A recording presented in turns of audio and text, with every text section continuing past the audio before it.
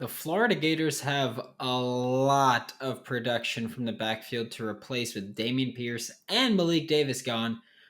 Who could fill that role, though? Only here on Locked On Gators. You are Locked On Gators, your daily podcast on the Florida Gators. Part of the Locked On Podcast Network, your team every day.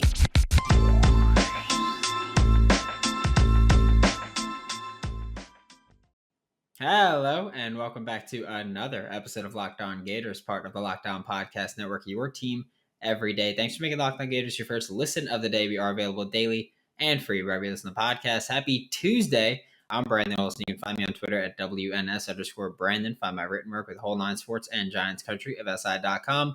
Reminder, I'm gone this week, next week, but we still got daily episodes coming out Monday through Friday, every day, and it's stuff that I'm having a blast recording these. I'm letting you know that right now. Today we're talking about who is going to replace the running back production from last season, both as runners and receivers, Dameon Pierce and Malik Davis.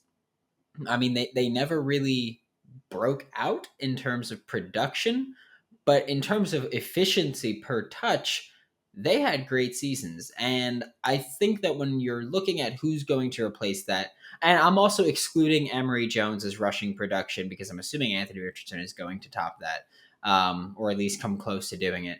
So I'm excluding Anthony Richardson and Emory Jones. I'm looking at strictly running backs here. And I think the guy that you have to look at and say he's most likely to do it is Naquan Wright.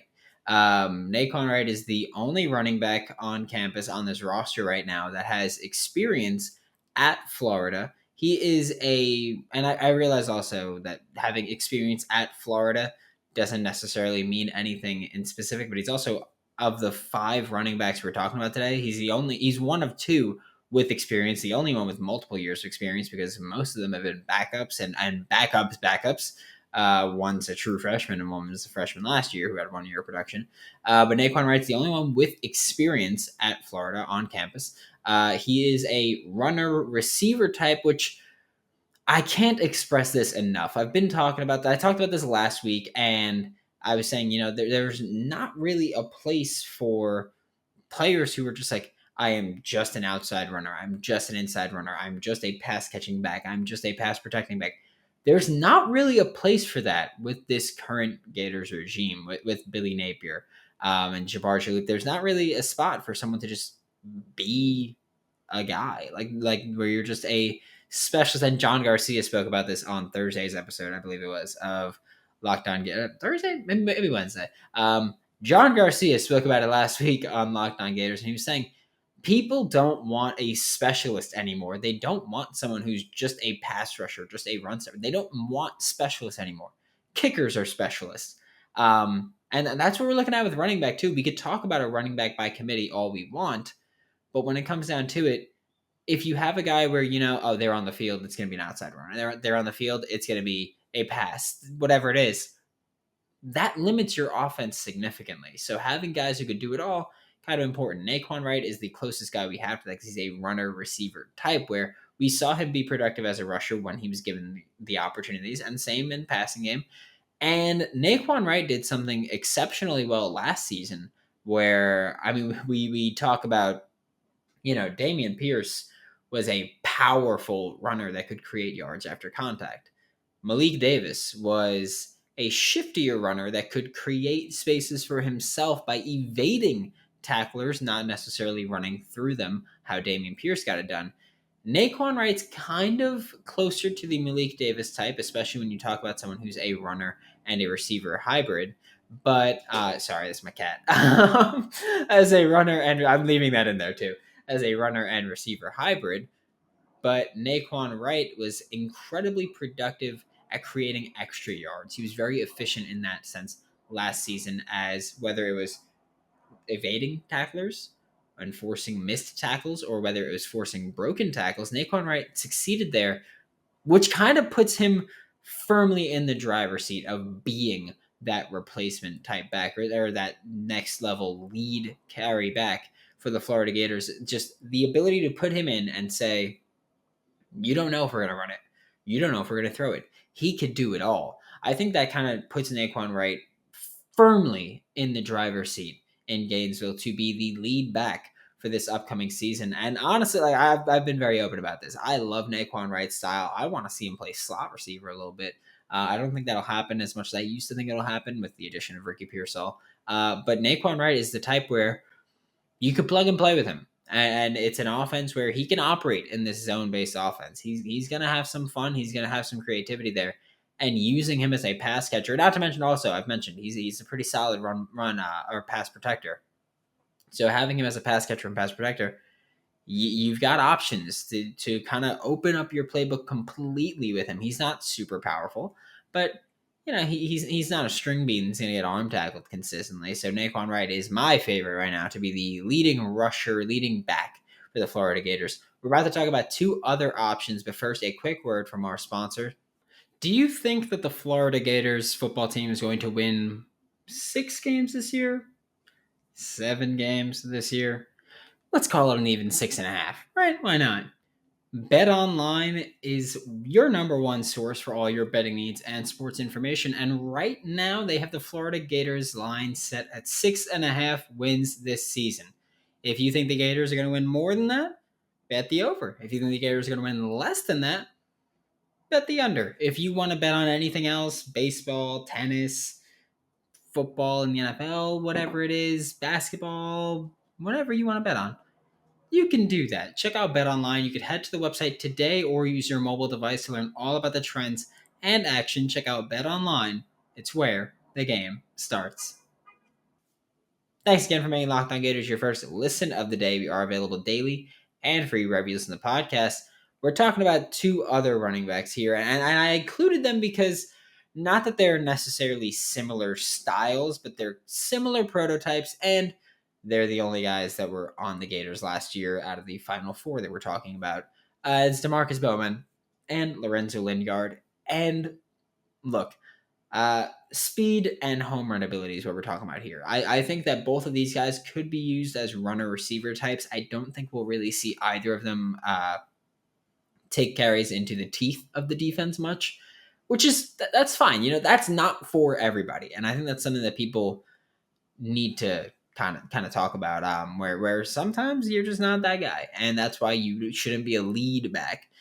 But they could be the lead back primarily because this is a wide zone offense, and I want to make it clear when we say wide zone offense, we don't mean that you need to run outside every play. It's not just stretch. Now it's working this wide zone that's going to angle out kind of a bit and give you multiple rushing lanes to attack, instead of when you're talking about a power running or a gap running scheme, you're going, well, we're pulling into the B gap and you're running through the B gap. Wide zone gives you those options. And so maybe they'll choose to take that option out wide more often than not. They could be the back. If they have good enough vision, that's the thing too. When we talk about, not everybody's for running into the teeth of the defense. If you have good enough vision and you're running in a zone scheme or wide zone, tight zone, whatever it is, inside zone, you get that option of kind of picking and choosing your spots. And if you have good enough vision, whatever lane is open is a lane that you're going to take. And so we shouldn't really be concerned about whether or not they can successfully run up the middle if you're doing your job of finding the open lane and hitting it. So speed and home run ability with Demarcus Bowman and Lorenzo Lingard is what I really like, because big plays are fantastic for this offense. We're looking at an offense where we go, it's going to be a wide zone. They're probably going to play it a little safe at times. But if you've just got athletes that could outrun the defense, hey, pick up those yards. Why don't you? And Demarcus Bowman has been fantastic in a small sample size during games, during his small tenure in Gainesville, and whatever he did do in Clemson, because of course, again, both of these guys are transfer backs. Demarcus Bowman was at Clemson before coming to Gainesville. He wanted to be closer to home. Lorenzo Lingard made a terrible life choice and went to Miami, but then he fixed it by coming to Florida. And Lorenzo Lingard had a fantastic spring this past season, and I don't want to be the guy that's like, spring stock, but I will say, he had a fantastic spring in this system while learning this system. This is not the same offense that we saw with Dan Mullen last year. It's going to have some similarities, but it's not the same offense that we saw. And that's very important when you're talking about kind of translating to a different style of running back and a different style of the run game, where Lorenzo Lingard found success in it. DeMarcus Bowman also, pretty much every running back found success in this offense during the spring, but Lorenzo Lingard stood out pretty much head and shoulders above the rest for whatever reason that might be. He did. And also, I think DeMarcus Bowman offers better pass catcher ability than Lorenzo Lingard. We saw DeMarcus Bowman line up at wide receiver, out wide during the spring game.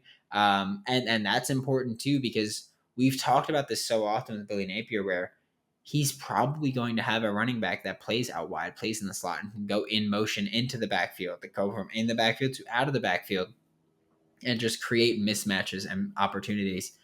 Maybe that's DeMarcus Bowman. I've been talking about it all offseason as Naquan Wright. And I've said with the addition of Ricky Pearsall, I think that happens less.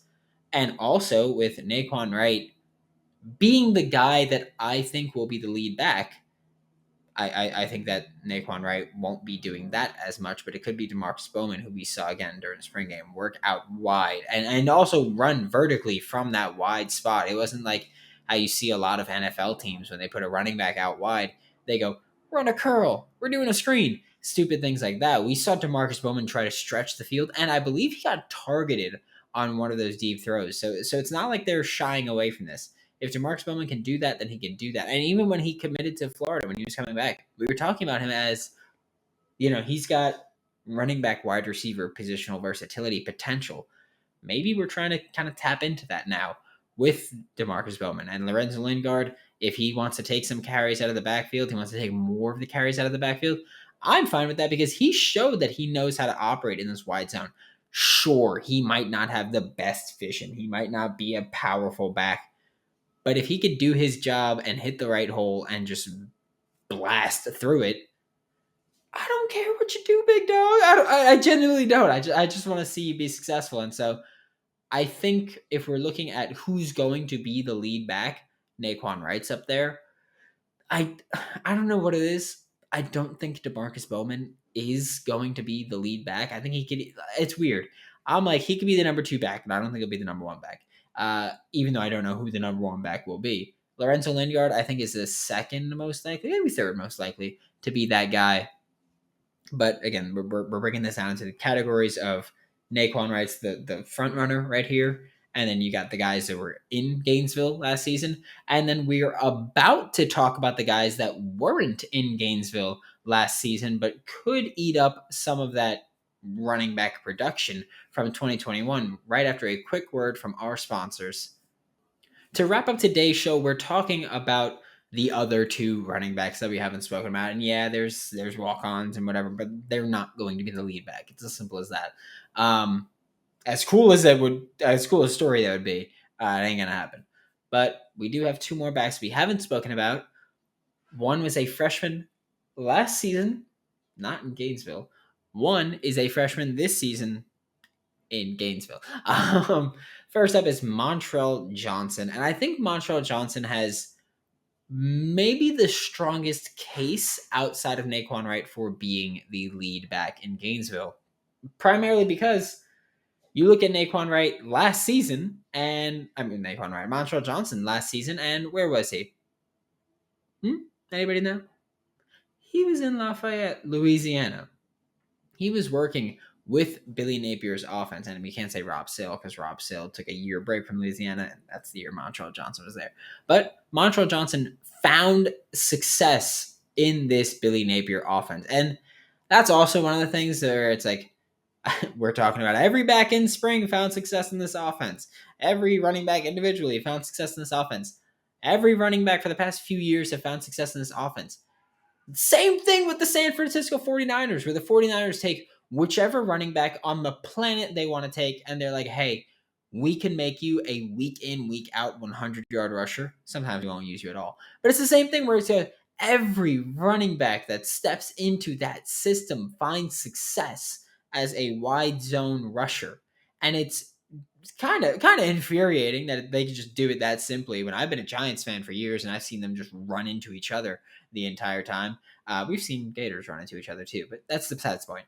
But Montrell Johnson has experience in this system. He stepped in and hit the ground running in Gainesville because of that experience.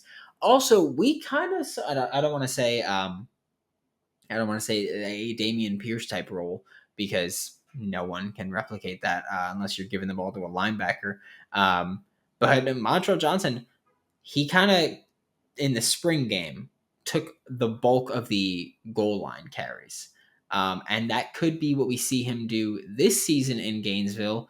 He's not the most powerful back, but he's got more power in his game than Naquan Wright and more power in his legs than Naquan Wright, than DeMarcus Bowman, than Lorenzo Lingard. And in the spring game, Trevor Etienne was not there, which Trevor Etienne kind of has that skill set that we talk about.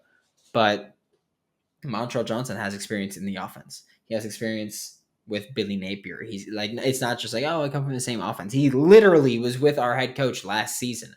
And I think people are overlooking that. Montrell Johnson last season also was a very good pass protecting back, where in the entire regular season, I think he allowed one pressure or no pressures. No pressures in the regular season.